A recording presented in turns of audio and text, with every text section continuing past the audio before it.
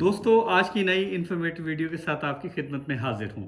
आज हम बात करेंगे यूरिक एसिड के बारे में कि यूरिक एसिड क्या है, इसकी अलामात क्या हैं, इसका इलाज क्या है और इसकी एहतियात क्या है।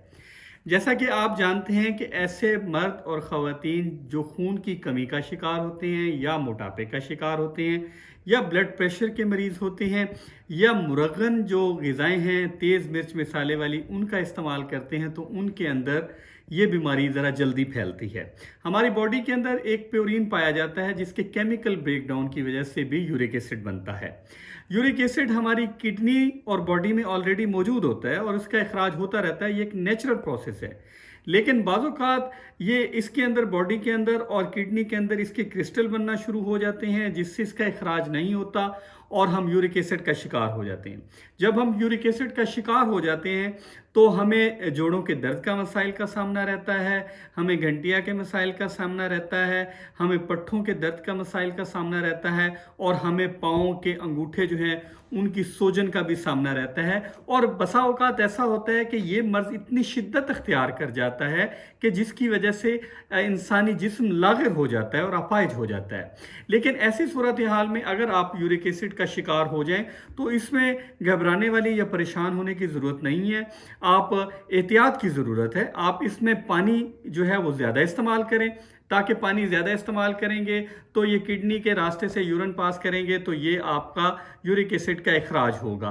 और इसके साथ साथ चंद एहतियाती तदाबीर हैं, आप अपने मौले से भी रब्ता कर सकते हैं, लेकिन कुछ एहतियाती तदाबीर हैं जो मैं आपसे डिस्कस कर रहा हूँ।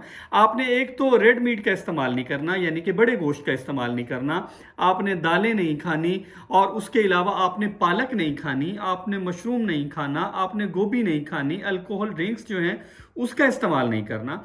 अब आप क्या खा सकते हैं? आप वाइट मीट खा सकते हैं, चिकन जो है वो लेग में आप कम तादाद में ले सकते हैं, आप फिश ले सकते हैं कम तादाद में, अंडा ले सकते हैं कम तादाद में, तरबूज ले सकते हैं, खरबूजा ले सकते हैं, आप केला खा सकते हैं और जो फैट फ्री मिल्क है वो आप पी सकते हैं। और उसके साथ साथ जो है आप अपने मौले से रब्ता करके और उसका अगर कोई ट्रीटमेंट कराना चाहें तो भी करा लें। लेकिन आज एक सस्ता सा आजमूदा सा एक टोटका, एक नुस्खा आपके साथ शेयर कर रहा हूं जिसके इस्तेमाल से आपका यूरिक एसिड इंशाल्लाह जाता रहेगा। आप इसको 5-7 दिन इसको इस्तेमाल करें।